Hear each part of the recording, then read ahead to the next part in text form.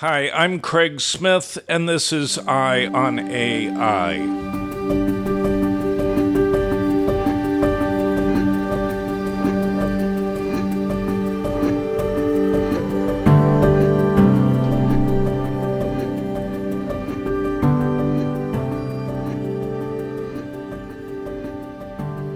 Since 1996, the XPRIZE has encouraged technological development to benefit humanity through incentivized competition. This week, I talked to Jacki Morie, a senior XPRIZE advisor, about the ANA Avatar XPRIZE, a competition focused on creating a physical avatar system that will seamlessly transport human skills and experience to distant locations. The 4-year competition is in its final stretch. Jacki, who spent her career in creating immersive VR environments, talked about the state-of-the-art in robotics, the challenges of two-way communication of sensory data between human operators and robot avatars, and the hope that the ANA Avatar XPRIZE will spark an industry, just as XPRIZE has helped to do with commercial space travel. Again, I want to thank our sponsor, ClearML, and End-to-End MLOps solution. Please check them out at clear.ml, that's CLEAR.ml, and tell them Eye on AI sent you. Meanwhile, I hope you enjoy the conversation with Jacki as much as I did.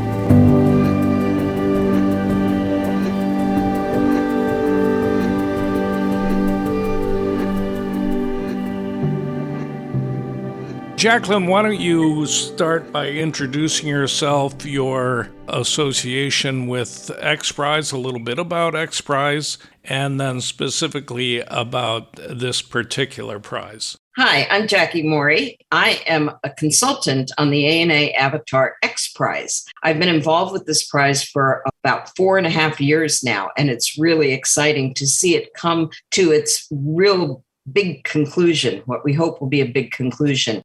XPRIZE, as you probably know, incentivizes teams around the world to work on really hard problems. So things that are almost unattainable. And this prize is certainly one of those.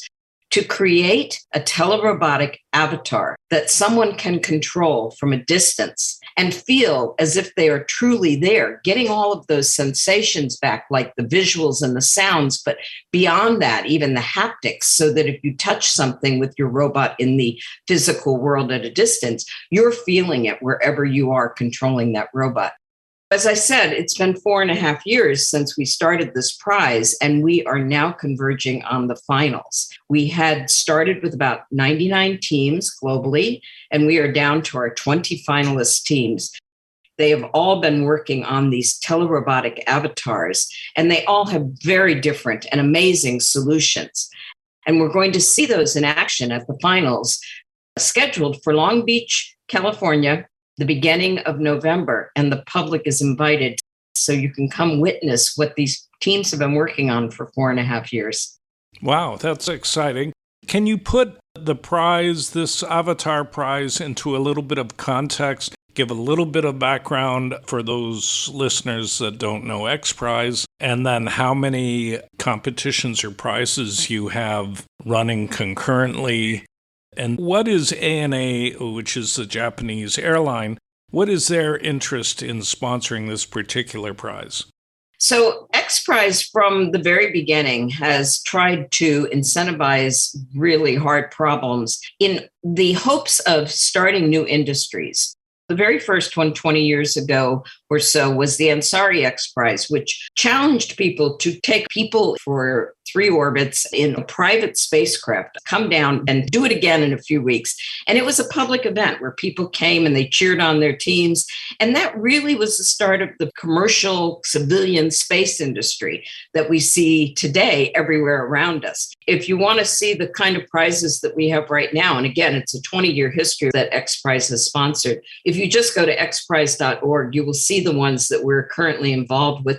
One of the big ones is the Rainforest XPRIZE, sponsored by Elon Musk. We also have a big carbon prize that Musk sponsored. So we have a couple big ones out there. Some of them are just starting, so none of them are at the same phase. Avatar is just finishing up on this competition. Now, why would a Japanese airline decide to get into this business? It's a little crazy. But ANA, the All Nippon Airways, their business was not about flying people around in tin cans. It was about connecting people.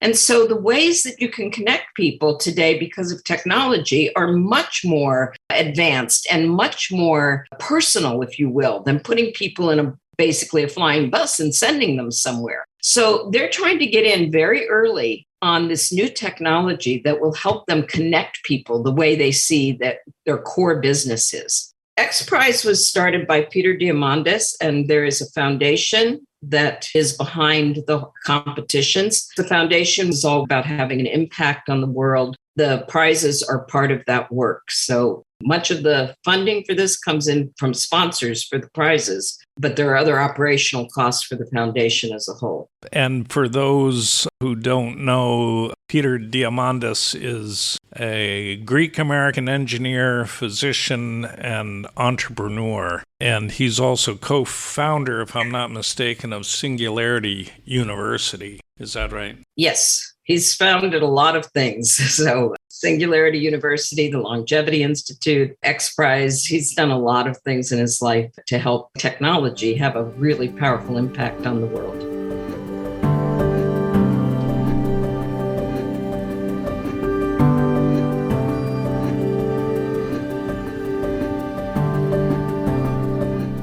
You mentioned haptics. Do you know how many of the entrants are integrating haptics into their solutions? About a third of them had haptics for the semifinals, which were held last September in Miami, Florida. For the finals, if they really want to win, they're going to have haptics. So we've been working very hard as the operations team and with our expert consultants, our judges, to look at what haptics tasks we're going to put in those finals. Because again, they're going to be open to the public, so we're going to have an audience. So they have to be very clear that they are actually using haptic technology. We have some teams that are really powerful in that area that have made advances in haptics. So we're excited to see what they're going to do. Do you know what kind of technology they're using for haptics? I've talked to Peter Abil at Berkeley, and they use technology, they're like gel bladder pads? Little bladder packs, exactly, with an electrode in it that reads the increase in pressure. I don't know that they use something on the other end that then can transmit that to a human. I think they use it simply to give robotics a sense of how hard they're gripping something and things like that. Is that the dominant technology, and how do you transmit that to a human? Do they wear a suit that then has bladders that inflate or something? We've touched on the hard problem for this competition with haptics, and that is the two-way communication. So haptics communication for a robot has typically been on the end effectors of the robot, and typically in that sensibility of what the hands are touching, the texture or the pressure or the force feedback. There are really about 12 different vectors for haptics, and we're only testing a few of them. There are sensors that just use the fingertips, and there are sensors that use the whole palm, typically with these little air bladders that are controlled for feeling some kind of pressure on your palm. But we also have haptic suits where you are either thumped or zapped with a little electrical signal, and those can take the place of other kinds of haptics. We're not looking at the full body kind of haptics for this competition simply because it's still kind of dangerous to hug a robot. So we're looking mainly at the ones that can be done with your hands. And those include search haptics, where you're actually looking for the object that you're trying to locate, like a smooth rock out of a bag of crazy rocks, and things that allow you to figure out how much force feedback you need to press a button to make something happen, for example. Now, The two-way communication for haptics is the really critical part of this. And it's how this competition differentiates itself from almost everything else going on in robotics today. Getting those sensations back to the operator who's controlling that telerobotic avatar is critical for feeling that sense of physical presence. And that's how these avatars differ from digital avatars.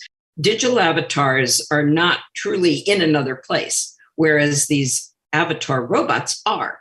So it's imperative that the operator gets as much sensation from the physicality of the robot in that different location to really feel that their body is in that different space. I'm not sure what falls under the rubric of haptics, but I've spoken to AI researchers who have developed a system that can categorize molecules by the odor that they're likely to produce, so that you can search the universe of molecules and categorize them by odor, even without actually smelling them. And then I recently heard from a guy who's developing an electronic nose, a sensor that can sense and identify smells. Is anyone working on the sense of smell? A lot of people are working on it, but not for this competition. And you've just hit on one of my research areas. I've been involved in smell for virtual reality for about 20 years now, and have developed devices that allow you to have a very safe scent atmosphere in your virtual reality. The noses you talk about are really interesting, that you can get the molecules and figure out what they are. And yet we don't have an RGB of smell. So it's really a difficult problem. It's more difficult than haptics even. And haptics is pretty darn difficult. So we did not include smell for this competition, although for me, it would have made my heart very happy to have smell in there.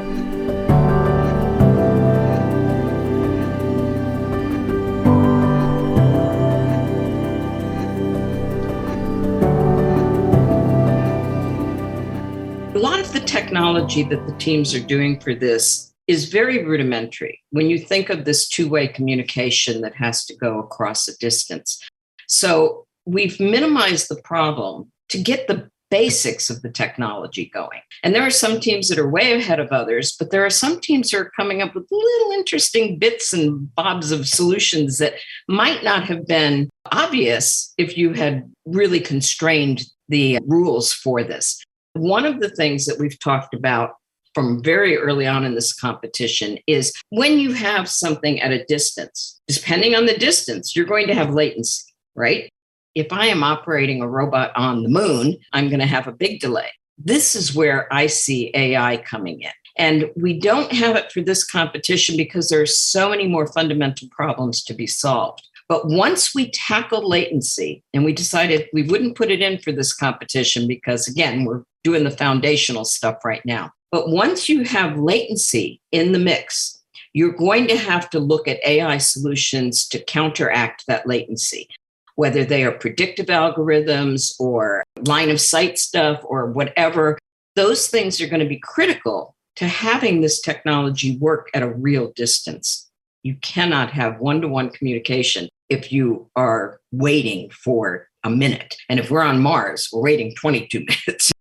Now, that's the basics. You're going to have some predictive algorithms with AI. But what I see for a real contest is how do we have these AI aspects of our robot or our avatar be something that can learn the behaviors of the operator so that in the absence of a direct signal, we have backup. We have something they can fall back on to make that robot appear to be acting as them in real time. And that's a big problem. That takes some general AI. It takes in a lot of other aspects of AI. But this is where I see it going. So give us 10 years, and I think we'll start to address that problem. And AI is going to be a critical component of these avatars being useful for humanity. Yeah, it's a fascinating idea. When we spoke earlier, I talked about attending the 1963 or 64 World's Fair where GE had a display with avatars that moved and talked and things. And they were being operated by an operator enmeshed in wires that were run through the floor to this thing. And so it doesn't seem like a huge leap to just cut those wires. That technology presumably exists to have a suit that moves the robot in the same way. Having the visual doesn't seem that big of a stretch given 360-degree cameras and headsets, and certainly the audio is the most basic of all. What's the state of the art right now for controlling a humanoid robot at a distance? Because there's certainly been a lot of work on that before the XPRIZE. The other problem, besides the distance thing, is the integration of these things. And you say vision's easy, audio's easy. But when you start to integrate them, we find that teams say, oh, we don't really need high-res vision, or we don't need 360 vision, or we don't need stereo vision. They sort of lop off what they don't need to get to the bare minimum of what they need. But really, for a high-resolution experience, you want really good quality audio. It should be spatialized. You want good quality visuals, and they should be conveyed back at least 4K. You want good quality touch. You want good quality mobility where the person operating the avatar can feel like they're really moving that avatar. And the solution space is just vast. So you have VR equipment that's being brought to bear on this. Console controls don't give you the feedback of the senses to the operator. They allow you to say, okay, move my robot 5 feet this way, or wave my hand, or whatever it is. And this is back to what you saw at the World's Fair. That two-way communication is the critical thing with all of the senses. So this kind of multisensory two-way communication is where the state of the art is still out there. People are trying different things. We probably have, with the 20 teams, at least 10 kinds of VR controlling units. We have people that are using omnidirectional treadmills to be able to walk. And there's a scaling problem there because you don't always get the same step size that you would get on the other end. We have people that are using game controllers. We have people that are using foot pedals. We have people that are using all kinds of things. And that's the brilliance of letting people do their own thing. We're going to see what shakes out, what the operators say, that was pretty good, or I had to walk twice as fast to get half as far, those type of things. So our operators for the finals are the judges. And our judging panel of 22 people has been culled from experts in every domain of robotics, haptics, virtual reality, and other related industry. And they are really smart. And they are going to be the ones controlling the robot. And they're going to be the recipient at the other end of a two-way communication thing. So we're going to get very smart people saying, that solution was pretty good. That solution maybe didn't do it for me. That's what we're waiting to see with the finals. What pops up as the cream of these solutions?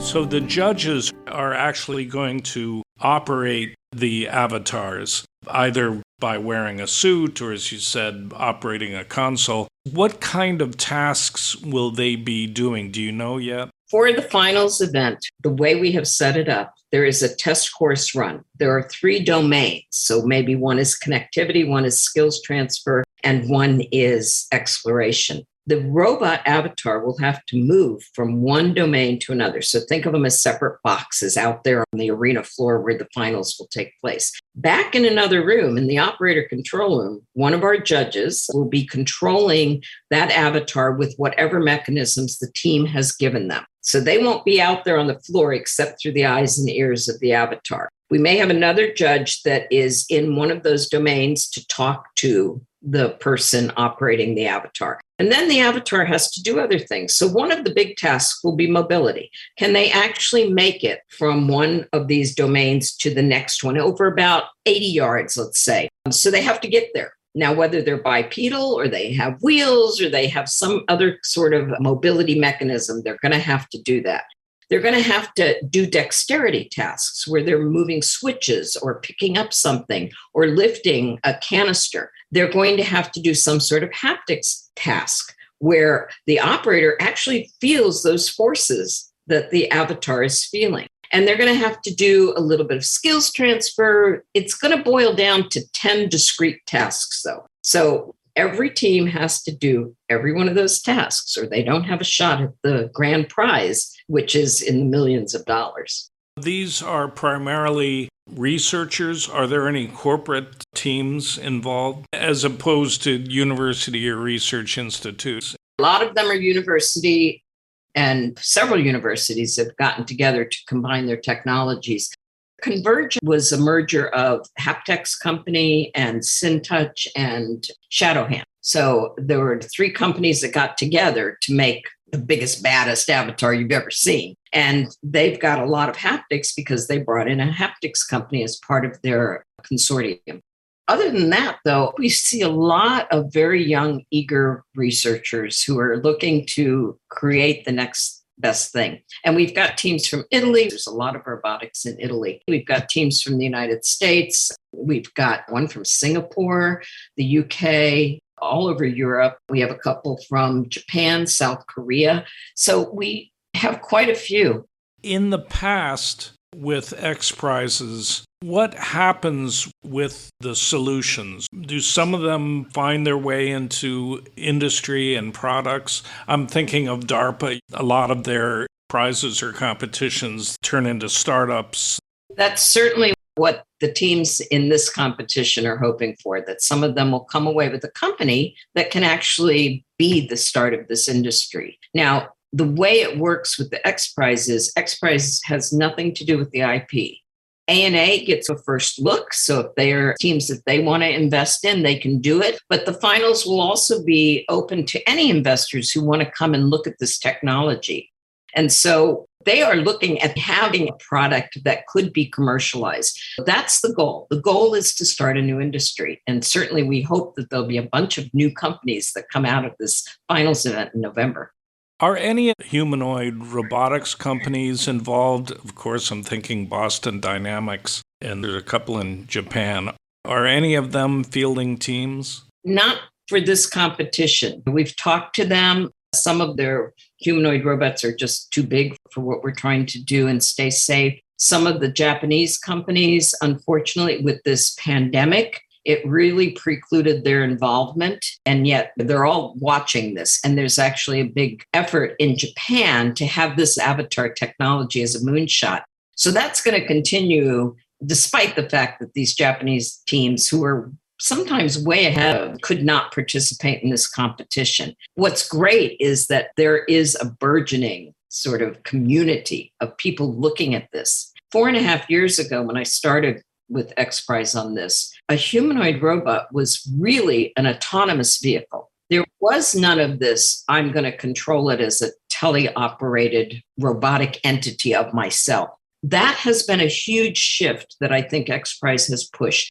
We've now got people talking about the fact that the sensations have to come back to the person operating the robot.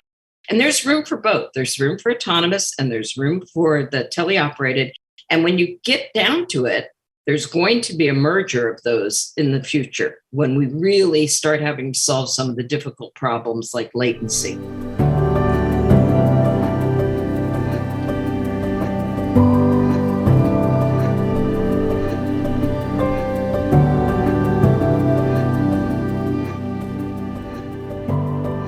I'm sure you guys have thought a lot about applications. You mentioned operating a robot on the moon or even Mars. What are some of the applications that get talked about? Many of them have to do with isolation. So you can go visit a relative who is maybe in a care facility or that you can't travel to see.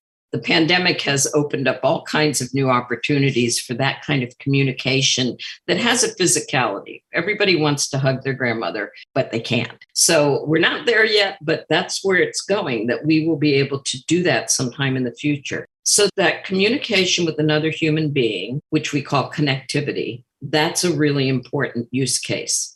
Beyond that, there are all kinds of exploration things. If I want to have a more humanoid robot on the moon that can feel the texture of rocks, that's another one. But also to go into places that are too dangerous for humans, where the human form actually is a benefit, because we have a lot of robots that can go underground and they're just little boxes and things like that, or maybe Spot the dog form is the best form. But there are going to be occasions when it's the human form that is really important and critical for a particular application. The other one we have is skills transfer. And that one, human form, is even more important because you're trying to do something that a human would do. And even with the Da Vinci robot, you still are manipulating things in a way that enhances the human capabilities. So when we have these avatar robots that have a humanoid form and we go to do skills transfer, whether it's a doctor popping into a robot in a remote village to perform some kind of operation, or tapping on the person doing percussive medical exams, the human form is going to lead to greater adoption for other communities that may not really want a robot dog in their midst. They want to have some sensibility that there is a person behind this. We have not emphasized making really realistic human robots because that's hard. But when we want to go for mass adoption, when we want to go for the trust factor, when these robots are in use, we're going to want to have something that conveys emotion, caring, and communion with the other person.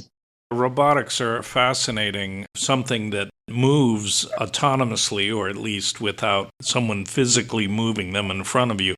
You invest it with personality. When I first got a Roomba and it got stuck and was bleeping, I felt sorry for it. You don't need a full human-like avatar to have people react with some emotion. This is actually an interesting research area. When that Aibo dog came out, I bonded with that dog. And as humans, we tend to anthropomorphize our machines. But there is a vein of research we have not really cracked yet, which is, what is it that allows us to build that trust with a machine? And is it your empathy, or is it something the machine can evoke from you? And so that's another thing I see happening in the next 10 years, where we really crack that nugget. What is it that allows us to trust and use these kinds of machines for our benefit? A lot of the challenges, it seems to me, is in the miniaturization of motors and the dexterity of robotic hands and things like that. Because even today, most robots, even in research institutes, are using grippers, two-pronged or three-pronged grippers. How far do you think we are from developing that kind of nuance in movement? We are seeing in our teams a lot of hands. They might have one hand and one gripper, but hands are certainly becoming more prevalent. And I think that's not only because of the kind of tasks we want them to do, but because it's a hard problem to solve. All of those actuators, that's another entire vein of research. And thank goodness there are people looking at those mechanical aspects of the robots and how those can be made better and more controllable. So all of these things together make this problem extremely hard. But I do think when you've got people to people and you're using an avatar to create that connection, whatever looks more or feels more or can be believed to be more about the human at the other end, that's going to make it easier to adopt that technology. So hands are important. Hands are hard, but they're very important. We still are looking at metal hands, but very articulated and much finer control than we had a decade ago.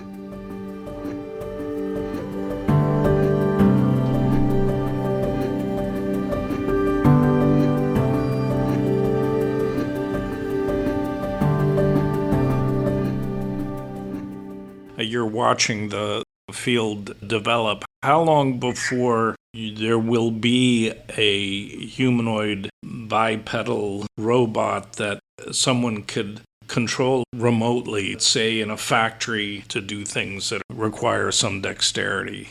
I think we're starting to see the humanoid type of robots in the service industries. In Japan, there are ones that can serve you coffee or be controlled by somebody at the other end who doesn't have full mobility, and yet they can work as someone in a coffee shop or whatever. So we're starting to see it in the service industry, and I think that might be the first step. Beyond that, the healthcare industries, that's very important. Again, Japan has an aging population.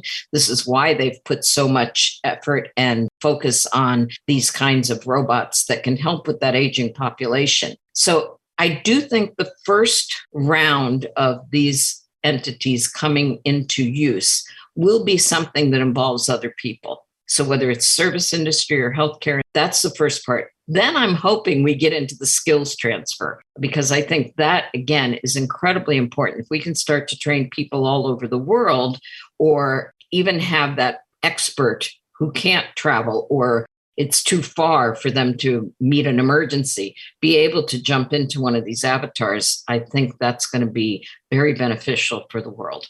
You see that developing in 5 years, 10 years? I know people hate to make predictions. Yeah, I don't know if I'm going to make a prediction, but I think ANA would like to see it happen within 5 years. And I think they have their own company, Avatar In, and that's their verb for coming into one of these avatars in a teleoperated thing. You're going to avatar in to the robot. They're already planning for this. And yeah, it's going to be rough at the beginning. It's not going to be everything, but I'm hoping that in 5 years we have at least a dozen companies looking at this problem and coming up with solutions. And then in 10 years, I think we will have figured out some of the things that really work, whether it's the form or the kinds of mechanical aspects you need to support that, or what's the best combination of audio, visual, haptics that you need. And let's add smell in there in 10 years. I'm going to put that in there. So I think in 10 years, we will have a really good start to an industry. I think it may take 20 before it's widely accepted. And when I say widely accepted, I mean places where they're either the most need or the most technology savvy people. So I think that's the start. Beyond that, I'm not going to predict, but let's say in 100 years, these things are everywhere and it's just part of our everyday reality.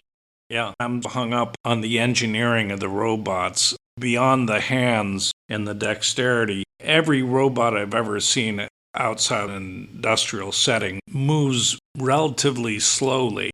I know Boston Dynamics has Atlas running and things like that, but is there a reason why everything is so slow? Is that a hardware problem? Is that just a safety issue? And can that be solved where beyond dexterity you have human-like speed?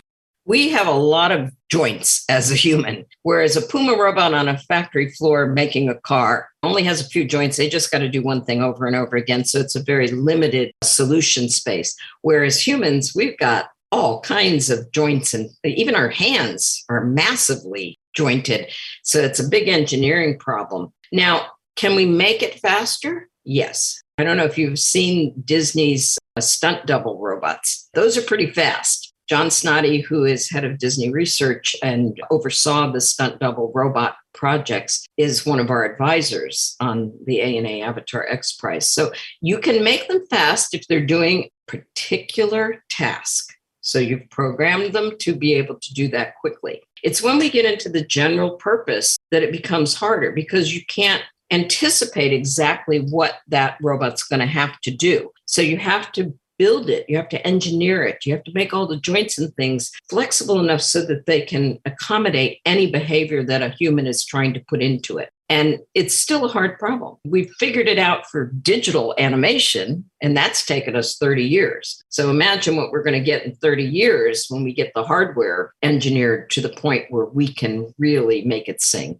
I had on the podcast a couple of years ago a woman named Aude Billard from Switzerland, ETH, the big Swiss institute, and she had been working on computer vision and robotic arm. She could throw the robotic arm a half-filled bottle of water, which tumbles in an unpredictable trajectory. And this robotic arm could snatch it out of the air. It was really impressive. Are the Swiss involved at all? They're famous for their precision mechanics, certainly. So I think ETH might be a partner with one of our European university teams. There's one I know that has 5 partners, and I'm pretty sure ETH is part of that. So certainly if the Swiss are not involved in this competition directly, and they may be in partnership with one of our teams, they are doing this on their own. And they have been part of some of the Disney research. So Disney really funds them to do this research. It may be where some of the functionality of the stunt double robots came from. They're certainly looking at a lot of problems at ETH, and lots of things need to be solved, but great stuff coming out of that lab. Okay, I'm running out of questions. Is there anything I haven't touched on that you'd like to talk about? We would like to invite everybody that can make it to Long Beach at the beginning of November to come to the finals event. It's going to be an open, free event. All you have to do is go to xprize.org and look for the Avatar XPRIZE and register. And then that'll put you on a mailing list, so we'll let you know what's happening. But we are going to have over 2 days of public events. All of the teams who qualified to do that last finals test course run, they're going to be doing it in front of an audience. You can root for your team, and they'll be right in front of you in a big arena. As well, we're going to have a big expo for the latest in robotic technology, especially the humanoid robotic technology that this competition is fostering. So it's going to be a great event in Long Beach, California, November 4th and 5th. Do try and come to that and go register for this event.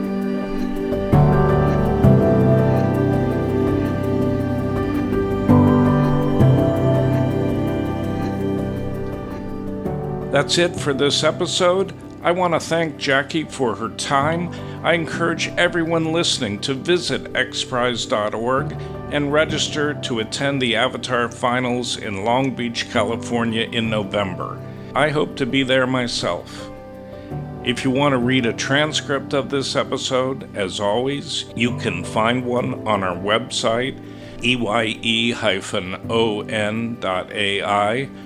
I also want to thank our sponsor, ClearML, for their continuing support. If you need an MLOps solution, check them out at clear.ml, that's CLEAR.ml. And remember, the singularity may not be near, but AI is about to change your world, so pay attention.